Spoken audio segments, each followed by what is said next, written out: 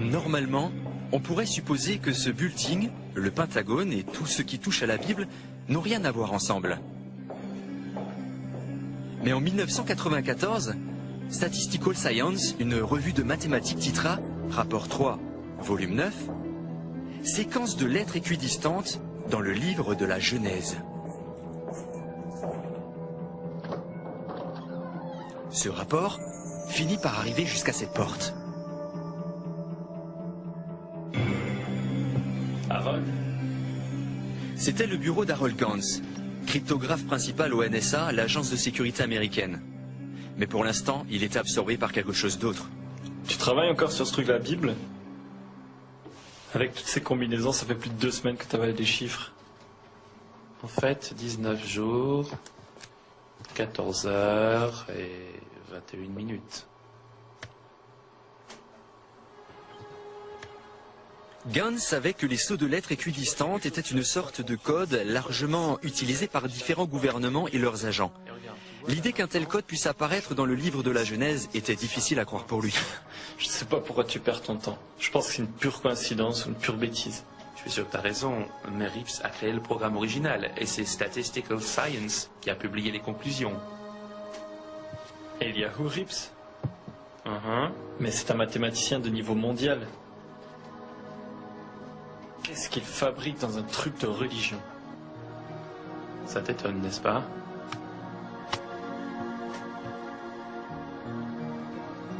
Il trouva cela si difficile à croire qu'il créa son propre logiciel basé sur sa connaissance approfondie des techniques de cryptage, avec l'intention de réfuter les résultats publiés par la revue Statistical Science. Alors on a l'agence qui a craqué le code Enigma et le code Purple des japonais.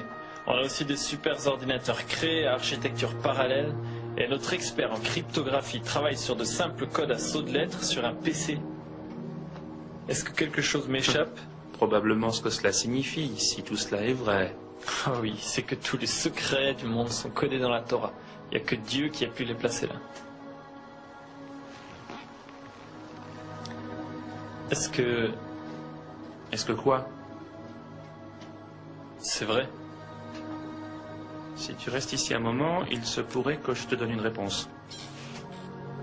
Quelle était la signification de ces codes de la Bible? Pouvait-il y avoir une information cryptée dans le livre de la Genèse qui est à faire avec des gens, des lieux qu'on ne pouvait pas connaître à l'époque où le livre a été écrit? Si les codes étaient une simple question de hasard, le programme de Gans le montrerait vite. Il était sûr que sa femme l'appellerait bientôt pour lui dire que son PC avait terminé et que la valeur P, la valeur numérique d'une certaine probabilité, était grande, c'est-à-dire proche de 1, et que c'en serait fini avec tout ça.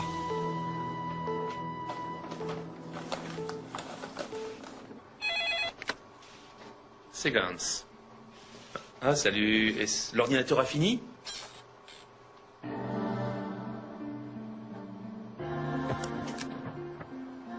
Dis-moi combien ce nombre?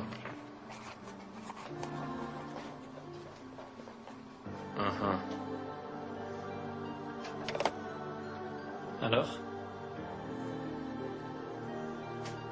Eh bien, en fait, c'est exact. Je ne pense pas avoir vu une valeur P aussi petite auparavant. La probabilité que ce code ait pu apparaître par hasard est pratiquement nulle. Ce que Gans découvrit ce jour-là, c'est que comme le disait l'étude, tout cela était bien réel, que ce code était bien consistant. Il sut alors qu'on n'en était qu'au début de la controverse. Je crois que l'affaire du code n'est qu'un tissu de bêtises d'un bout à l'autre. L'écrasante majorité des scientifiques qui ont étudié le phénomène sont parvenus à la conclusion qu'il n'y avait absolument aucun fondement à cela. Un long chemin a été parcouru depuis 1450 et l'invention de l'imprimerie à caractère mobile. Aujourd'hui, ce petit disque contient la totalité de la Bible. On accède à n'importe quel passage en appuyant sur une touche. En quelques minutes seulement, on trouve, on rassemble et on imprime les textes concernant un sujet particulier. Mais comme vous le savez, toute la technologie et nos compétences techniques ne nous ont pas rendus capables de dire mieux que les mots eux-mêmes. Ce qu'ils disent et ce qu'ils représentent ne changent absolument pas. Il y a toutefois quelque chose qui a récemment captivé ceux qui étudient la Bible ainsi que les scientifiques. C'est la notion qu'il pourrait y avoir ici quelque chose de plus que les mots qui constituent la surface du texte. Ce qui apparaît comme faisant corps avec le texte hébreu de ce que les Juifs appellent la Torah, c'est-à-dire Genèse, Exode, Lévitique, Nombre et Deutéronome, qui furent les 5 premiers livres de la Bible, c'est qu'il y avait un code qui parle d'événements à venir dans un futur éloigné. Un code qui, selon certains, ne pourrait avoir été placé là que par l'auteur, Dieu lui-même. Quelques chercheurs ont même suggéré que Yeshua, le nom hébreu de Jésus, a été trouvé un code dans l'Ancien Testament. Comme vous pouvez l'imaginer, cette idée soulève de grandes discussions. Mais la Bible a été source de controverses depuis que Moïse a rapporté les 10 commandements du mont Sinaï. Il y a toujours eu ceux qui l'aiment et ceux qui la haïssent. Tout le bien qui provient du Sauveur du monde est communiqué par ce livre. Toutes les choses que les hommes désirent sont contenues dans la Bible. Si nous voulons détruire la religion chrétienne, nous devons tout d'abord détruire la foi de l'homme en la Bible. La Bible est le plus grand bien dont la race humaine ait jamais bénéficié. L'inspiration de la Bible s'appuie sur l'ignorance de celui qui la lit. Il est impossible d'asservir mentalement ou socialement des personnes qui lisent la Bible. Il vaut mieux mettre des gants quand on lit le Nouveau Testament. Tout ce qu'il contient est fait de lâcheté et de tromperie. Une connaissance approfondie de la Bible est plus précieuse que les études supérieures. Le débat continue jusqu'à aujourd'hui. Mais toutes les autres discussions mises à part, un fait demeure incontestable. Depuis que Gutenberg a imprimé la première Bible, c'est devenu le livre le plus largement répandu et le plus largement lu dans le monde. Chaque année, plus de copies de la Bible sont imprimées qu'aucun autre livre jamais publié. On a compté récemment que le nombre de Bibles complètes imprimées en une seule année dépasse 60 millions. 90 millions de Nouveaux Testaments ont également été imprimés et plus d'1,5 milliard de portions des Écritures ont été publiées dans plus de 2000 langues. Et de façon incroyable, ce nombre continue à augmenter chaque année. Qu'y a-t-il dans ce livre qui a fasciné les esprits et les cœurs des gens du monde entier depuis des milliers d'années? Que peut-il vraiment y avoir dans l'histoire d'un petit groupe de gens dans un coin poussiéreux du monde pour attirer autant l'attention? Qu'y a-t-il dans les mots de ces rouleaux pour réussir à unir une nation dispersée depuis plus de 3000 ans? L'Ancien Testament, particulièrement la Torah, les 5 premiers livres de la Bible, rapporte l'histoire de Dieu s'occupant de l'humanité et en particulier des fils d'Israël. Il est aussi rempli d'histoires fantastiques que de nombreux érudits affirment ne pas pouvoir être vraies. Y a-t-il eu une série de plaies qui a vaincu le grand pharaon égyptien?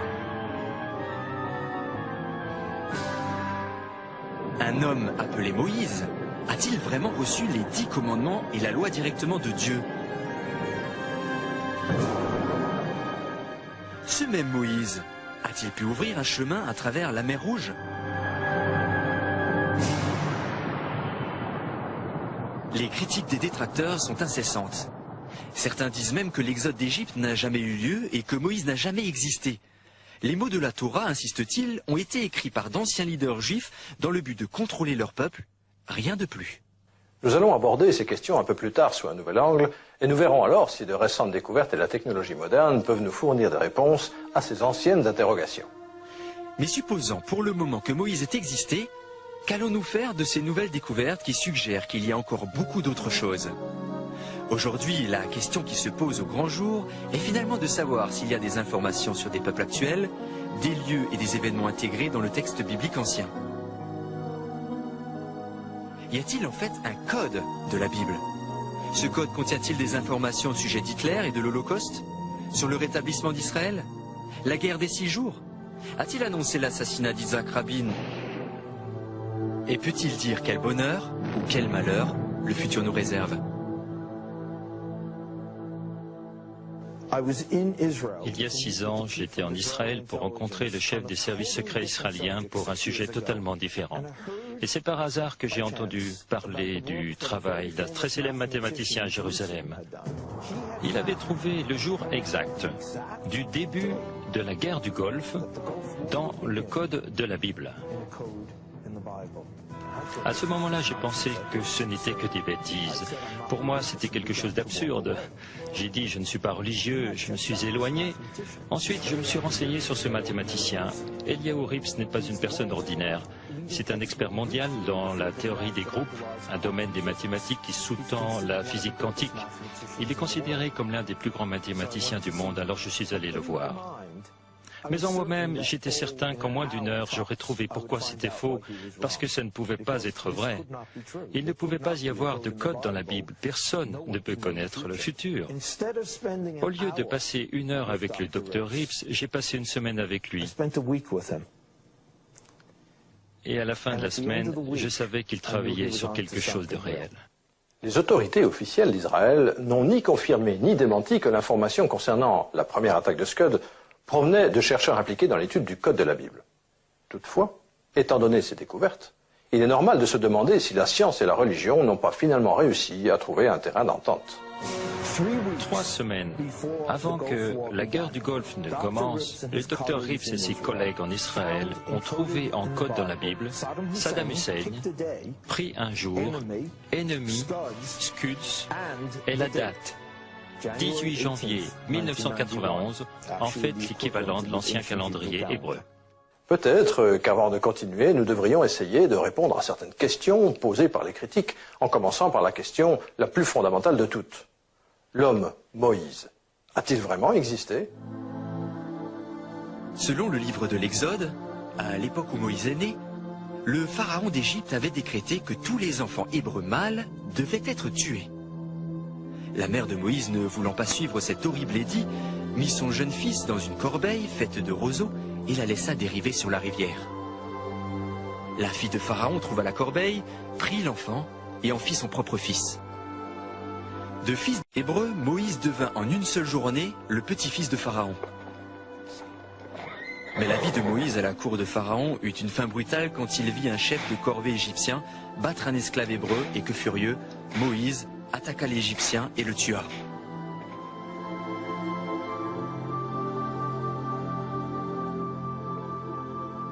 À partir de ce moment, Moïse fuit la colère de Pharaon. Ce qui nous amène au commencement de la série des événements les plus contestés de la Bible. Moïse s'enfuit dans le désert pour échapper aux soldats de Pharaon. Après de nombreuses journées de marche, il rencontra une petite tribu de bergers nomades dans ce qui était le pays de Madian. Il se lia d'amitié avec Jéthro, le chef de l'une des familles, et il décida de rester là. D'un seul coup, Moïse fut transformé de prince d'Égypte en berger errant. Et pour Moïse, il semblait que sa vie était désormais toute tracée. Cependant, ce n'était pas fini. Un jour, alors qu'il était dans le désert, il fut effrayé à la vue d'un buisson ardent qui, bien que complètement en feu, ne se consumait pas. Le Seigneur lui parla du buisson et lui dit qu'il devait retourner en Égypte. Les critiques sont prompts à pointer du doigt cet épisode comme démonstration que la Bible est une pure légende.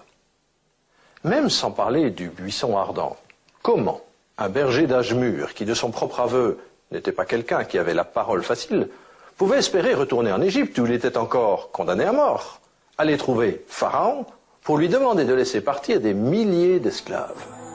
La réponse, selon la Bible, c'est la série de plaies que Dieu permit à Moïse d'envoyer sur les Égyptiens.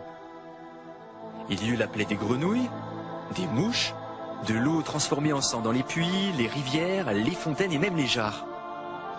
Des furoncles, du bétail mourant, de la grêle ardente, et pour finir, Moïse fit venir la plus dévastatrice des plaies, le premier-né de chaque famille égyptienne allait mourir. Et c'est là qu'est le problème. Les critiques insistent sur le fait que les Égyptiens, qui gardaient une trace écrite si minutieuse de leur passé, auraient certainement dû faire également transcrire par leurs scribes ces événements tragiques comme Moïse l'avait fait. Il se trouve que de récentes découvertes ont prouvé que c'était bien le cas. Il y a un ancien papyrus égyptien appelé le papyrus Ipua. Et il raconte à la façon d'un témoin oculaire la plaie du sang, la plaie de la maladie du bétail, la plaie des phénomènes de feu bizarres, la plaie des premiers-nés, l'étrange obscurité. Tous les événements qu'auparavant nous pensions ne pouvoir connaître que par la Bible, nous pouvons les lire dans les écrits égyptiens. Étant donné la gravité de ces plaies, Il n'est donc pas du tout inconcevable que le pharaon ait finalement laissé partir le peuple d'Israël. Mais à un certain moment, il a changé d'avis et ici le récit biblique est le seul à décrire ce que beaucoup voient comme un miracle incroyable. Pourtant, sans ce miracle, il n'y aurait pas de Bible ni de possibilité de code de la Bible. L'armée des chars de Pharaon gagna rapidement du terrain sur la masse de gens essayant de trouver son chemin dans le désert du Sinaï. Soudain, ils se retrouvèrent en face de la mer Rouge avec l'armée du Pharaon derrière eux.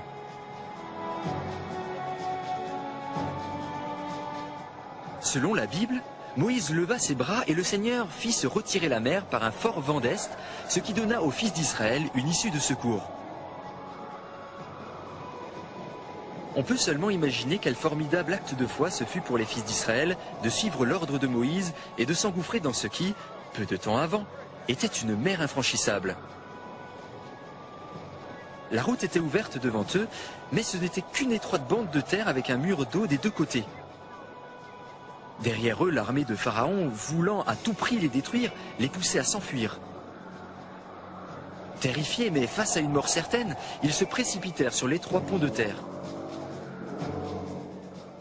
Il n'est pas difficile d'imaginer l'armée du Pharaon immobile, regardant incrédule la fuite des Israélites et leur accordant un temps précieux pour terminer leur traversée.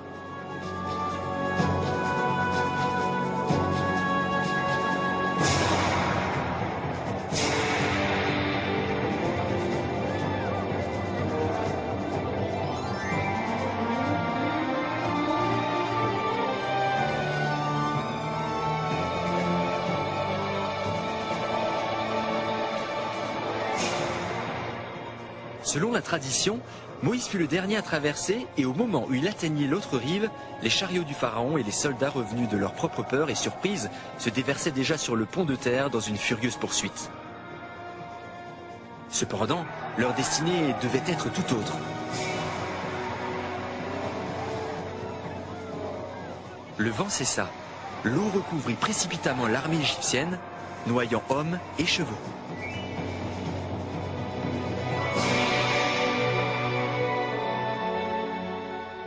Mais une chose pareille, était-elle possible?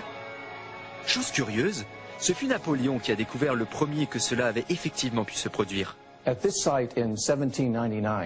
cet endroit, en 1799, les ingénieurs de Napoléon ont découvert sous l'eau une crête de 200 mètres de large qui s'étendait d'un bord à l'autre. Ces ingénieurs calculèrent la durée exacte pour traverser cette bande de terre quand le vent d'est soufflait suffisamment pour repousser la masse d'eau. Cependant, Napoléon échappa de justesse alors qu'un soudain changement de direction du vent provoqua le déferlement d'une masse d'eau qui recouvrit le passage en quelques minutes. Bien sûr, c'étaient des ingénieurs du XVIIIe siècle et leur rapport n'a pas été suffisant pour satisfaire les critiques. Les scientifiques du XXe siècle ont cependant relevé le défi avec des résultats surprenants. Dr Doronoff, professeur d'océanographie à l'université de Floride, a mis au point une expérience pour tester la viabilité de la description biblique et de la traversée de la mer Rouge par Moïse et les fils d'Israël. Nous avons mis au point ce que l'on appelle dans le domaine de l'océanographie un modèle mathématique de la partie de la mer Rouge où de nombreuses personnes croient que la traversée a pu avoir lieu. Ce que je vais faire est que je vais faire souffler le vent d'ici et vous allez voir comme l'eau se retire et en fait met à sec cette crête.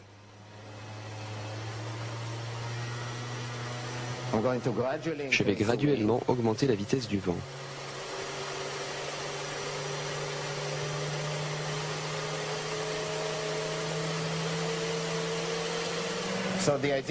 L'idée est que les Israélites ont traversé sur cette partie de la crête qui était découverte et ils voyaient l'eau de chaque côté.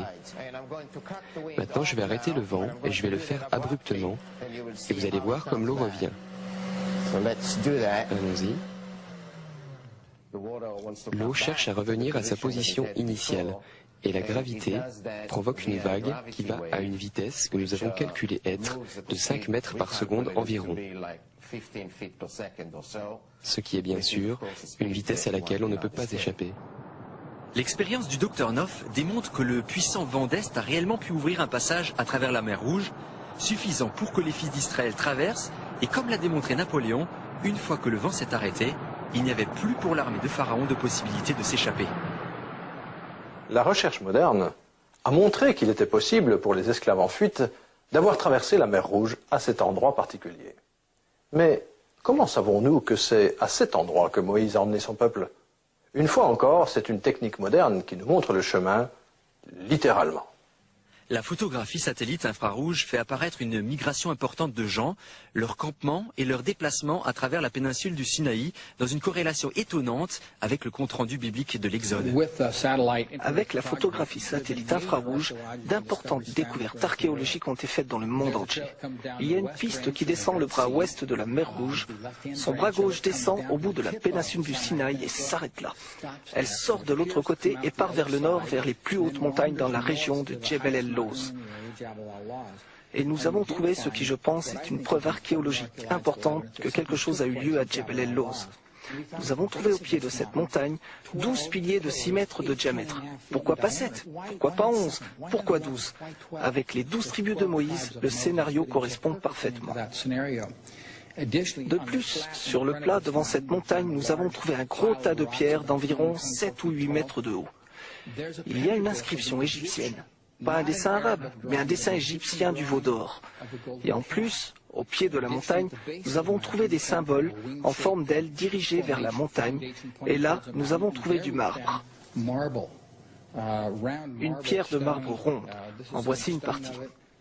Cette pierre n'est pas originaire de cette partie d'Arabie Saoudite. Quelqu'un l'a transportée depuis un endroit très éloigné. Quelque chose a réellement eu lieu sur cette montagne et cela pourrait très bien être l'Exode. Toutes ces découvertes semblent confirmer qu'on ait trouvé le véritable mont Sinaï correspondant à celui qui est décrit dans la Bible. Cela a-t-il pu alors être la vraie route de l'Exode? Sommes-nous en vue du mont Sinaï de la Bible et de la miraculeuse rencontre qui produisit la Torah? La technologie moderne, semble-t-il, peut confirmer qu'un homme nommé Moïse a bien existé, qu'il y a eu un exode massif d'un peuple hors d'Égypte et que ce peuple a traversé la mer Rouge pour aller dans l'ancien pays de Madian, actuellement l'Arabie Saoudite. Mais Moïse, fut-il l'auteur de ce livre, de la Torah, c'est-à-dire les 5 premiers livres de la Bible? Et la technologie moderne peut-elle confirmer ce qui est peut-être la découverte biblique la plus fantastique de tous les temps, l'existence du code de la Bible? Pour trouver la réponse à cette question, nous devons tout d'abord essayer de déterminer comment la Torah fut réellement écrite.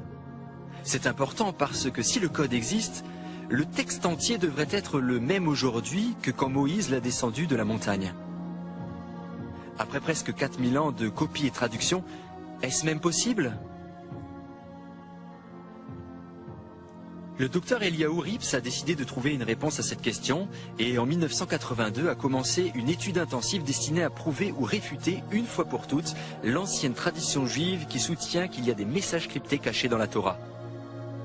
C'était 12 ans avant que l'étude complète soit publiée et vienne à la connaissance d'Harold Gans. Depuis cette étude, le mystère du code de la Bible a soulevé à travers le monde entier un intérêt pour le texte ancien et provoqué un débat passionné parmi les scientifiques comme parmi les spécialistes de la Bible. Mais cette idée d'une sorte de code dans la Bible est-elle réellement nouvelle? Que dit la Bible elle-même, s'il y a quelque chose à dire, d'une information cachée ou scellée dans ses pages? N'y a-t-il pas eu, au travers des siècles, d'autres personnes qui aient essayé de découvrir des secrets cachés dans les pages de la Bible? S'il y a vraiment quelque chose à découvrir, alors qu'ont-ils découvert? Nous allons essayer d'apporter des réponses à ces questions et par là même à celle qui est peut-être la plus fascinante de toutes.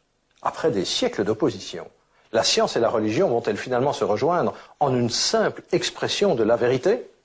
Certains suggèrent que c'est déjà fait. Quand vous vous arrêtez pour y réfléchir, la Bible est vraiment un livre étonnant. Il a fallu 1500 ans pour la former.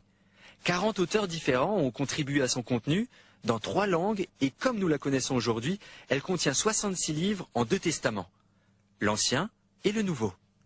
La première question qui vient à l'esprit est comment un ouvrage qui était si long à rédiger, si complexe, avec tant d'auteurs différents, pourrait-il contenir un code quelconque?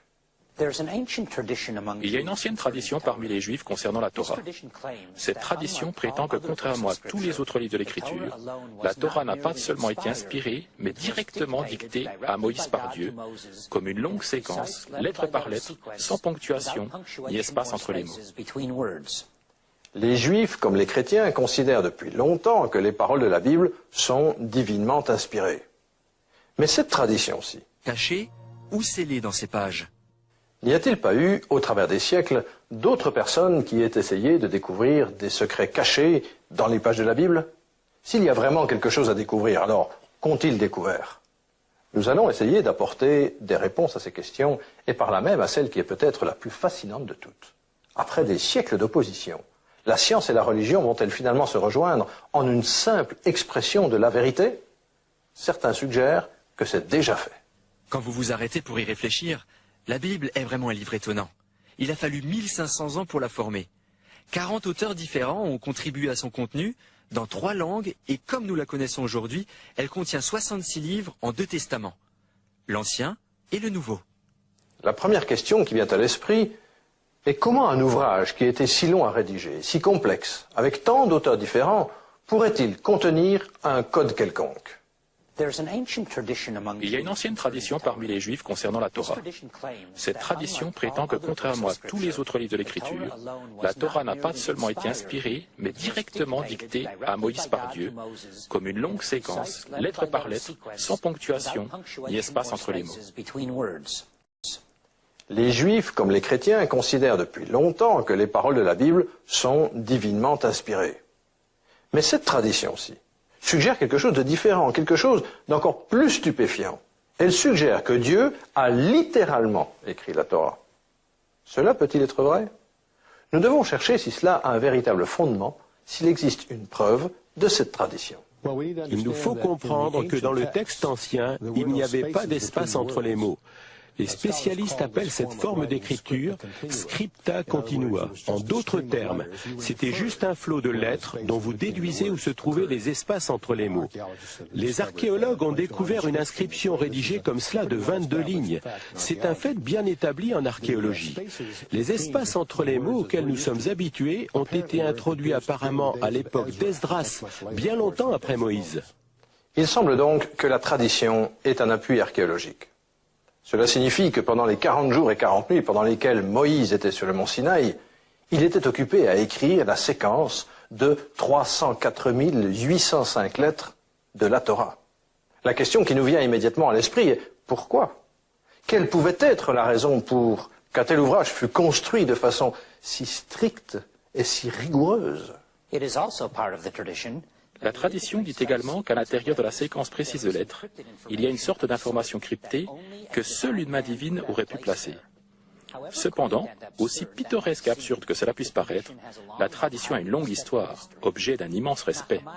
Narmanide, un des grands sages juifs, enseignant au XIIe siècle, a dit à ses étudiants que toute l'histoire d'Israël pouvait être trouvée dans Deutéronome 32, connu communément comme le Cantique de Moïse.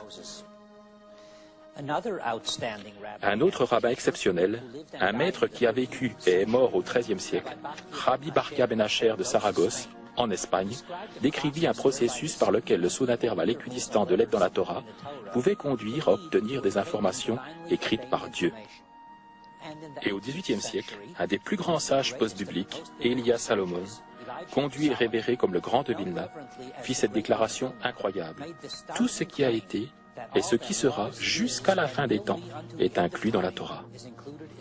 Bien que ce ne soit que des opinions, elles sont sans conteste les opinions de quelques-uns des plus grands spécialistes dans la Torah de tous les temps. Leur influence sur la tradition juive ne peut être surestimée. Il apparaît clairement que l'idée d'une sorte d'information codée dans la Bible, spécialement dans la Torah, ait été présente depuis des siècles. Cela vous surprendra certainement d'apprendre qu'un scientifique célèbre non seulement a cru à ce concept, mais l'a même réellement fouillé.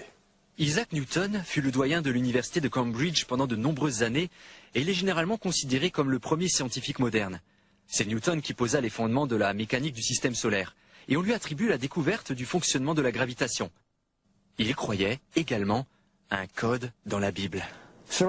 Isaac Newton, qui était mieux placé que quiconque, a dit que l'univers entier, pas seulement la Bible, l'univers entier était un cryptogramme, un code établi par le Tout-Puissant, et que c'était à nous de reconstruire ce puzzle. Et il cherchait lui aussi un code dont il était persuadé de l'existence dans la Bible, qui révélerait l'avenir de l'humanité. Newton laissa de nombreux papiers personnels à Cambridge quand il partit en retraite.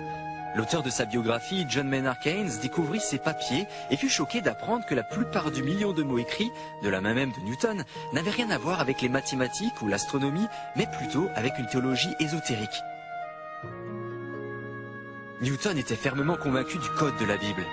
Il était si certain qu'il y avait un code caché dans la Bible qu'il passa plus de la moitié de sa vie à essayer de le déchiffrer.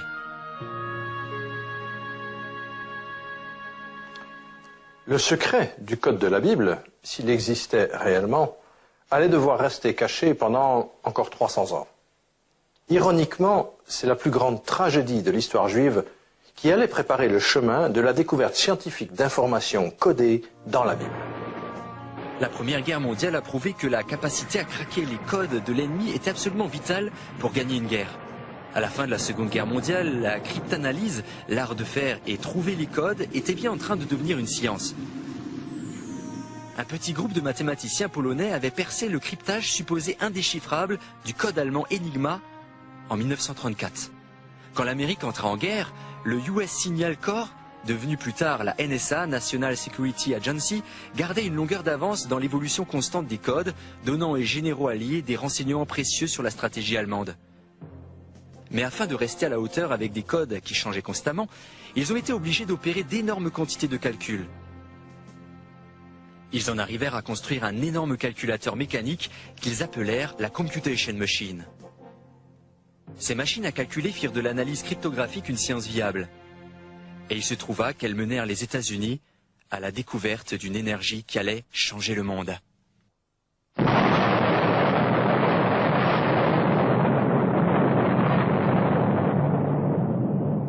Pendant la Deuxième Guerre mondiale, nous étions sur un programme intensif de développement de la bombe atomique qui nécessitait des calculs importants. Le docteur von Neumann à Los Alamos et le docteur Alan Turing, tous deux scientifiques de niveau mondial, collaborèrent pour nous donner ce qui allait devenir l'ordinateur. Ce qui fut utile autant pour la bombe atomique que pour décrypter le code Enigma des Allemands. L'invention de la bombe atomique changea indubitablement le cours de l'histoire mondiale. Mais l'invention de l'ordinateur lui-même a apporté des changements encore plus grands.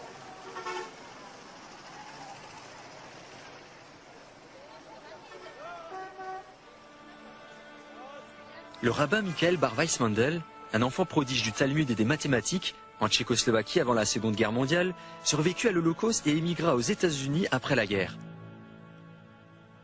Encore jeune, Weissmandel tomba sur les notes du XIIIe siècle du rabbin Bakia, suggérant qu'une information divine pouvait dériver de la Torah au moyen de sceaux de lettres spécifiques. Alors, l'horreur derrière lui, Weissmandel retourna à la fascination de sa jeunesse, la possibilité d'un mystérieux code dans la Bible.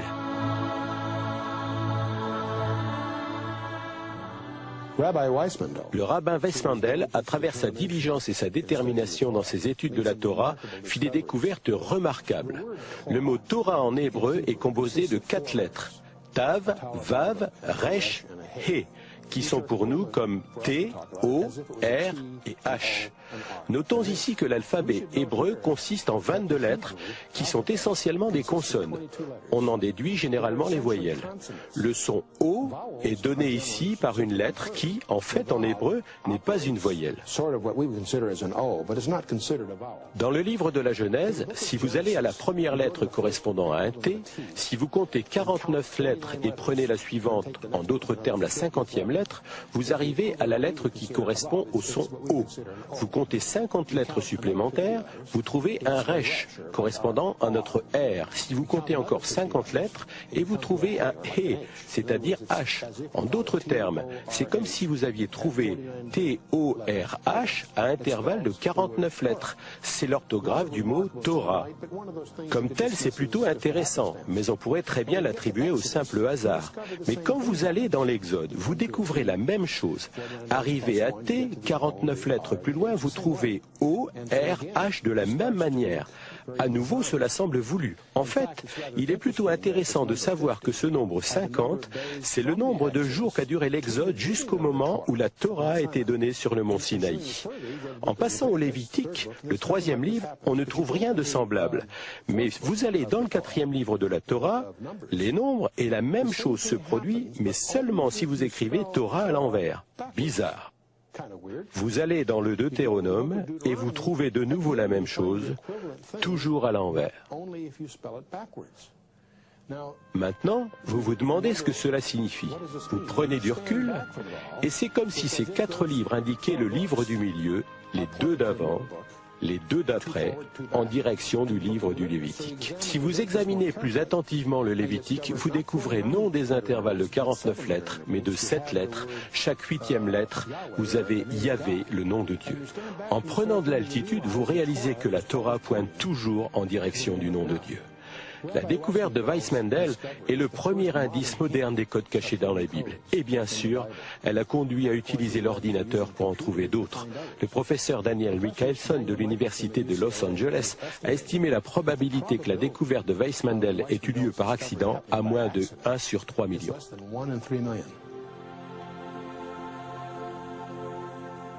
Cette découverte a aussi une signification importante concernant l'ancien chandelier, la menorah encore utilisée aujourd'hui dans les pratiques juives. Comme les lampes de l'ancien chandelier d'Israël, le mot hébreu Torah pour loi était codé par intervalles de 50 lettres dans les paragraphes du début de la Genèse et de l'Exode. Les lampes de l'Est étaient tournées vers la lampe du serviteur, la lampe de Dieu qui était élevée au-dessus des autres. Le Lévitique révèle que la lampe du serviteur était un type de Yahvé, nom hébreu de Dieu, codé par intervalle de 8 lettres dans le premier verset. Dans l'ancienne Ménorah, les lampes situées à l'ouest étaient tournées vers la lampe du serviteur. Suivant ce schéma, on a trouvé le mot Torah codé à l'envers dans les paragraphes du début des Nombres et du Deutéronome. Exactement comme les lampes de l'autre côté de l'ancienne Ménorah étaient allumées par la flamme de la lampe la plus haute représentant Dieu, ces 4 Torahs codés montrent la gloire de Yahvé, le nom de Dieu dans le Lévitique. Ce fut la découverte de Weissmandel il y a 50 ans qui a finalement convaincu un petit groupe de scientifiques israéliens que l'ordinateur pourrait être la clé qui dévoilerait l'ancien mystère du code de la Bible. C'est Eliyahu Rips, un des plus brillants experts mondiaux en mathématiques, qui élabora le premier modèle mathématique permettant de tester la viabilité des codes par saut de lettres que Weissmandel avait apparemment démontré. Mais il sollicita bientôt l'aide de Doron Witztum, un étudiant diplômé en physique spécialisé dans la relativité générale, et Yoav Rosenberg, un jeune brillant informaticien. Ensemble, ils espéraient montrer scientifiquement s'il existait ou non un code dans la Bible. Ce serait une entreprise longue et fastidieuse. En créant le logiciel pour le code de la Bible, le Dr Rips utilisa le texte original hébreu des 5 premiers livres de la Bible. Les mots que, selon la Bible elle-même, Dieu dicta à Moïse sur le mont Sinaï il y a 32 siècles. Et il ne fit qu'éliminer les espaces entre les mots. De sorte qu'au lieu de mots sur une page, cela devint une longue suite de lettres. 304 805 caractères hébreux. De la première lettre de la Genèse à la dernière lettre du Deutéronome, sans espace entre les mots. Ainsi peut-être le Dr Rips restaurait-il la Bible, la Torah, les 5 premiers livres de la Bible dans sa forme originelle. En tout cas, il ne changea pas l'ordre des lettres. Il élimina seulement les espaces entre les mots. Il programma ensuite un ordinateur pour chercher, en réalité, un code très simple, qui révélerait de nouvelles informations. Utiliser un saut de lettres constant et révéler de nouvelles informations. Peut-être que nous devrions prendre quelques instants pour expliquer exactement ce qu'est une séquence de lettres équidistantes, ou code ELS, et comment on le trouve. Pour trouver un code ELS, l'ordinateur doit d'abord être programmé pour donner la première lettre d'un mot codé dont la position est représentée dans notre formule par n. L'ordinateur va ensuite sauter un nombre de lettres fixées, représenté ici par D, écrire cette lettre, sauter le même nombre de lettres et écrire la lettre, et ainsi de suite. Essayons un exemple simple. un saut de X espace et un autre de X espace, et on épelle ainsi le message caché. Cela n'est rien de plus qu'une description simple du code ELS. Ce qui est infiniment plus difficile, c'est la création d'un tel texte qui ait un sens, qui soit facilement compréhensible, et cependant, sans que cela apparaisse, qui contienne des lettres spécifiques à des intervalles précis. C'est ce processus qu'on appelle l'encodage. Il y a plusieurs choses qui doivent être comprises en ce qui concerne le codage par saut de lettres équidistant. En cherchant des mots, pratiquement n'importe quel mot par saut de lettres équidistant, vous les trouverez dans le livre de la Genèse, vous les trouverez dans Guerre et paix, vous les trouverez dans pratiquement n'importe quel texte suffisamment long, surtout si vous utilisez un ordinateur. De toute façon, ce qu'on trouve en général est le fait du hasard. Il faut appliquer une analyse statistique pour déterminer si ce qui est trouvé est le fait du hasard ou non, et même déterminer s'il s'agit de beaucoup plus que de hasard. L'évaluation de la validité d'un point de vue statistique tient compte du nombre de mots apparentés qu'on trouve dans une petite portion du texte biblique, ainsi que de la longueur de ces mots. En effet, trouver des mots courts dans un texte relativement long peut simplement être le fait du hasard. Alors, si tout texte peut produire des mots par saut de lettres équidistantes, qu'est-ce qui fait que le code de la Torah est unique? Maintenant, c'est étonnant. Et on trouve ça uniquement dans la Bible. Quand par exemple, en sautant un nombre égal de lettres, vous trouvez président Kennedy, et que par le même saut de lettres, vous trouverez tout près le mot mourir avec Dallas codé au même endroit, quand vous recherchez Shakespeare, les tout prochains mots par le même saut de lettres disent présentera des pièces sur scène avec Hamlet et Macbeth scriptés au même endroit. Vous pouvez trouver Kennedy ou Shakespeare par saut de lettres équidistantes dans n'importe quel texte suffisamment grand. Si on ne les trouve pas dans Guerre et paix, il faut les chercher dans un livre plus gros. En fin de compte, vous trouverez des séquences par saut de lettres qui donnent le nom de n'importe quel personnage historique. Mais c'est seulement dans la Bible que vous trouverez cryptées, toujours au même endroit, des informations apparentées et précises. Pour tester la théorie du code ELS, l'équipe de recherche a créé un programme respectant des règles scientifiques strictes, ainsi que les règles de la statistique. Le texte utilisé s'est limité au livre de la Genèse, 78 000 lettres. Pour être sûr que les résultats ne soient pas influencés par une interprétation subjective, ils ont choisi les noms de 34 sages parmi les plus célèbres et révérés d'Israël comme sujet de leur recherche. Pour rendre cela plus difficile, ils ont aussi demandé au programme de chercher soit la date de naissance, soit la date de mort. Après des mois de travail, le modèle mathématique incroyablement complexe et le programme était prêt. C'était à l'ordinateur de jouer. Les résultats de ce test surprirent même les chercheurs. Les 34 noms étaient codés dans le texte avec soit leur date de naissance, soit leur date de mort. En utilisant correctement les statistiques, il trouva que la probabilité que l'information cryptée soit là dans la Bible était d'1 sur 10 millions. Il chercha la même information dans Guerre et paix et dans 2 textes originaux hébreux. Et là, il ne trouva que des combinaisons de lettres au hasard. C'est seulement dans la Bible qu'il a trouvé une information concordante et cohérente avec une probabilité de 1 sur 10 millions. La première expérience était une expérience d'ensemble englobant un grand nombre de mots et d'expressions qui sont liés, comme des noms, des surnoms de grands sages et rabbins d'Israël, figurant dans l'encyclopédie avec leur date de naissance et de mort. Nous avons mesuré s'il y avait effectivement une tendance à trouver de tels liens et les résultats ont montré l'existence de ces liens avec une probabilité très faible que cela soit le fait du hasard. À cette époque, Harold Gans, spécialiste en cryptographie à la NSA dans le Maryland, entendit parler du test et des résultats obtenus. J'ai reproduit l'expérience et j'ai obtenu exactement les résultats qu'ils avaient mentionnés. Je suis allé plus loin et j'ai fait une autre expérimentation. Au lieu de mettre ensemble les noms des rabbins avec leur date de naissance et de mort, je les ai mis avec les lieux de leur naissance et de leur mort. Grande ou petite ville, village ou quel que soit le lieu où ils sont nés ou sont morts. Et les résultats que j'ai obtenus ont été encore plus significatifs que l'expérience originale faite par Wittstoom et Rips. À ce moment-là, j'ai su sans l'ombre d'un doute que le code était bien réel. J'ai senti un frisson me parcourir la colonne vertébrale. Encouragés par les résultats, ils envoyèrent leur étude au prestigieux journal américain de mathématiques Statistical Science pour être examinée et peut-être même publiée. Il faut savoir que rien n'est publié dans Statistical Science avant d'avoir été examiné en profondeur par au moins un expert indépendant et parfois deux. Dans cet exemple, la documentation fut soumise séparément à 3 experts différents.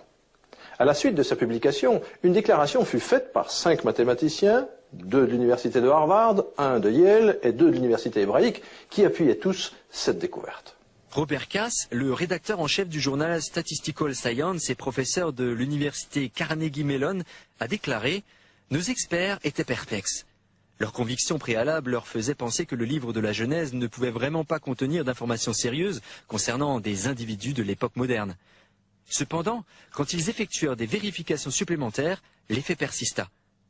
L'article est ainsi proposé aux lecteurs de Statistical Science comme un défi stimulant. Tout en moi, en tant que scientifique et également en tant que juif, était contre la possibilité d'un tel phénomène. Cependant, le travail de Wittstoom, Rips et Rosenberg apporte une démonstration scientifique probante qu'avec une expérimentation scientifique intense, le phénomène apparaît bel et bien. Je suis allé rencontrer les mathématiciens à Harvard, à Yale, à l'université hébraïque, et ils connaissaient le Dr Rips. Ils connaissaient son travail et ils m'ont tous dit que le code était réel. J'ai demandé au Dr Rips de chercher des choses dont il ne se doutait pas jusqu'à ce que je les lui demande. Et il les a trouvées dans le code de la Bible.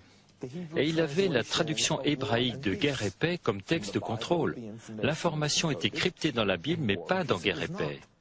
Et c'était comme cela à chaque fois. Cependant, en dépit du soutien écrasant qui a été manifesté en faveur de l'intégrité scientifique de la recherche initiale du code, il y a encore des scientifiques qui persistent à dire qu'il ne s'agit que d'élucubrations numérologiques.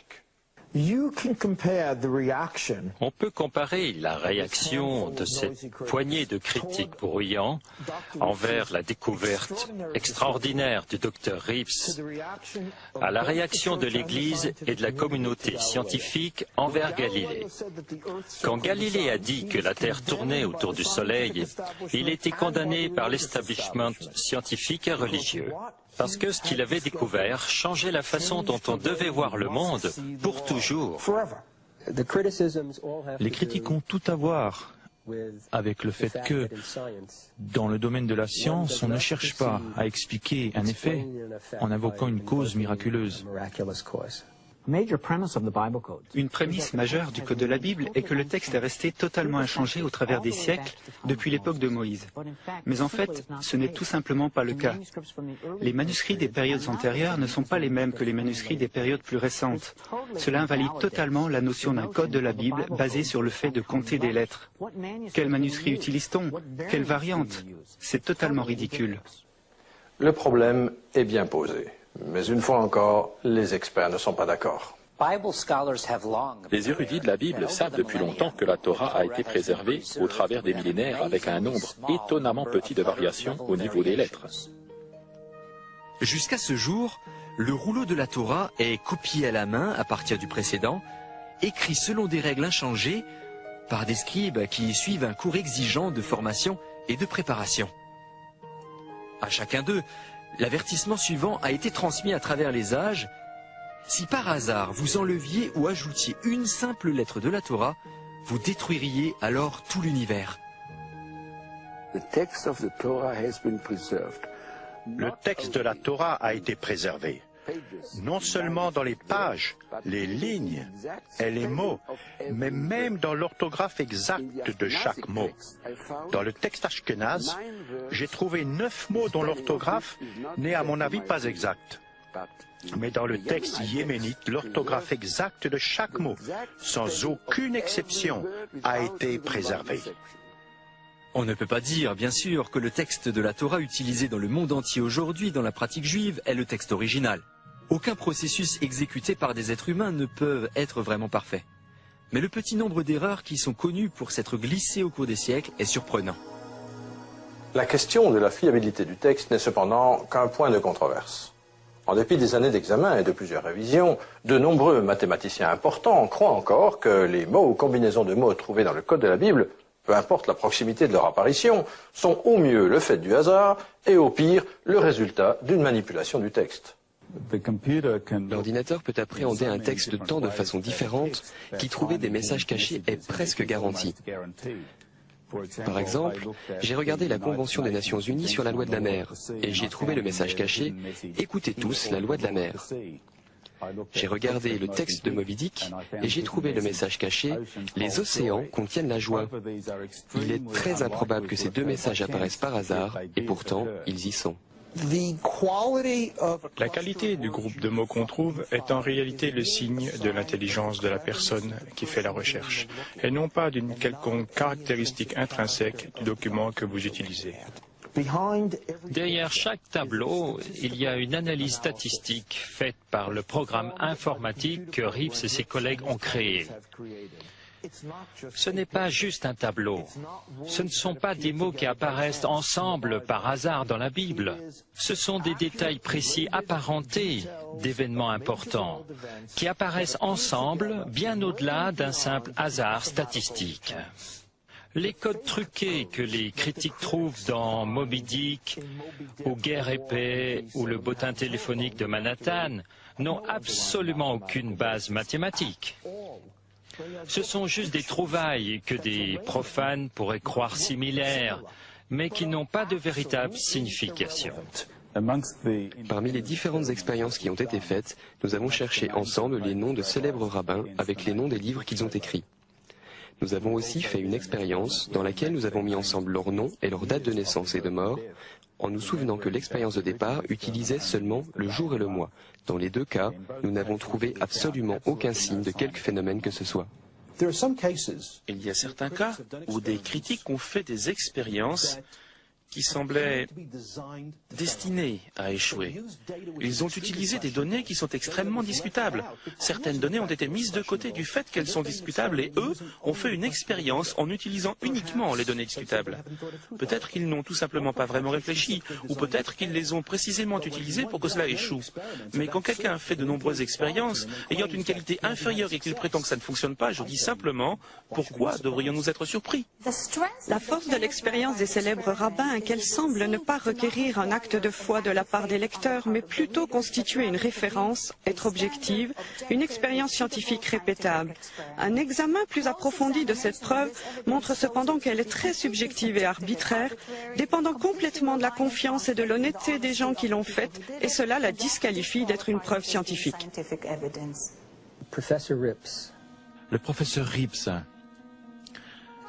est un honnête homme. Pour tous ceux qui l'ont rencontré, qui ont parlé avec lui, passé du temps avec lui, il a l'air d'un honnête homme. Il est très difficile de concevoir qu'il soit impliqué dans une falsification. Et dans cette affaire, il a été en fait accusé d'une expérience frauduleuse, consciemment frauduleuse. Et c'est une accusation sérieuse. C'est le genre de chose qui peut ruiner un professeur, d'être impliqué dans quelque chose qui... Je veux dire que les professeurs doivent s'en tenir à la vérité. Alors là, on a quelque chose de contradictoire et une critique. Ce que disent les critiques est incohérent par rapport à l'expérience et à l'honnêteté de cet homme. J'ai aussi trouvé que les données étaient prises avec trop de liberté. Il était déjà clair, en regardant les groupes de mots utilisés, que ce qui faisait que ça fonctionne est ce que j'aime appeler un espace flou. C'est le fait que quelqu'un a fait un choix, que c'est à cause de ce choix qu'il trouve quelque chose. On peut ainsi continuer à chercher jusqu'à trouver quelque chose qui fonctionne. Laissez-moi encore vous montrer une expérience faite par un chercheur indépendant, le docteur Alex Rothenberg. Et la beauté de son expérience est qu'il n'y a absolument aucun critère à géométrie variable. Ce code, trouvé dans le livre de la Genèse, est en rapport avec le livre d'Esther et il ne permet aucune manipulation. Nous prenons les noms des 10 fils de l'infâme Aman. Ils moururent tous le même jour, le 13e jour du mois d'Adar. Nous prenons à nouveau les noms et les dates de mort de ces 10 personnes, mais cette fois, l'orthographe nous est donnée dans le livre d'Esther. Il n'y a ni changement, ni manipulation possible. Nous utilisons l'orthographe tel qu'il apparaît et vérifions s'il se trouve à proximité de la date de mort. Yod Gimel Baradar. Incroyable. Une de ces dates de mort se continue d'une façon codée dans le mot Purim. Le nom de la fête, c'était des noms de ces 10 fils avec cette date particulière de mort.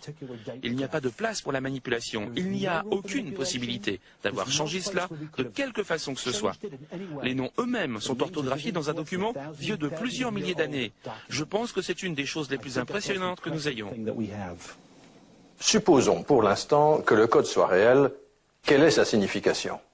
Que représente l'existence de ce code pour le juif ou le chrétien moyen? Des scribes intelligents, travaillant dur, auraient-ils pu placer le code dans le texte au cours des siècles? Selon toutes les autorités, la Torah est dans sa forme actuelle depuis au moins 2000 ans, depuis qu'elle a été traduite en grec sous le règne de Ptolémée Philadelphe à Alexandrie. Ce sont les Septante.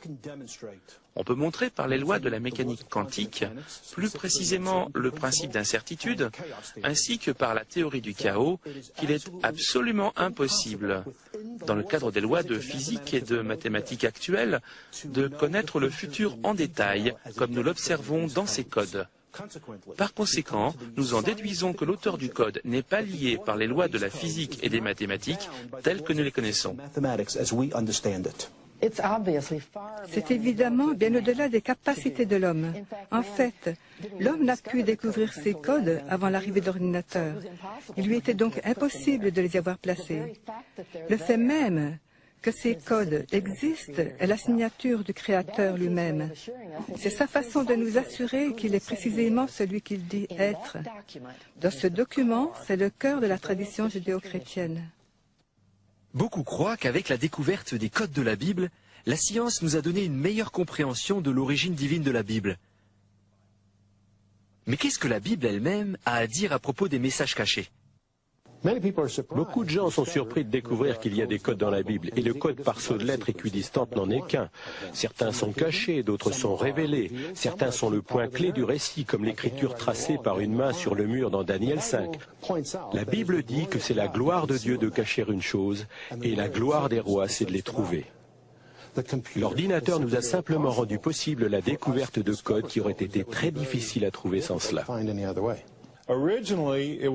Au départ, on pensait que seule la Torah contenait des codes. Maintenant, nous savons que tout le Tanakh, appelé communément l'Ancien Testament, a une information codée dans le texte hébreu. Des logiciels sont actuellement en cours d'élaboration pour déterminer si ce code existe dans le texte reçu, c'est-à-dire le Nouveau Testament grec, utilisé par exemple pour la traduction de la Bible King James. Peut-être que la science et la religion, ennemies de toujours, vont finir par s'accorder. Mais confirmer l'existence du code n'était que le début de l'aventure. C'est l'information elle-même, contenue dans le code, qui a déclenché le débat et encore une fois attiré l'attention du monde sur la Bible.